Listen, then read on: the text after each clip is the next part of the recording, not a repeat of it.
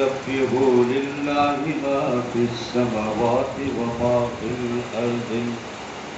مالك القدوس العزيز الحكيم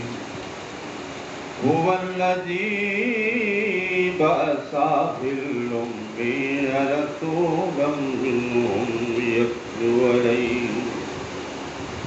يتلو عليهم ويزكيهم ويعلمهم الكتاب والحكمة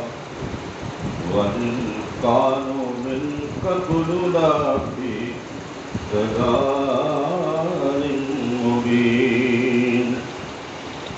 وآخرين منهم لما يلحقوا بهم وهو العزيز الحكيم صدق الله المولى العظيم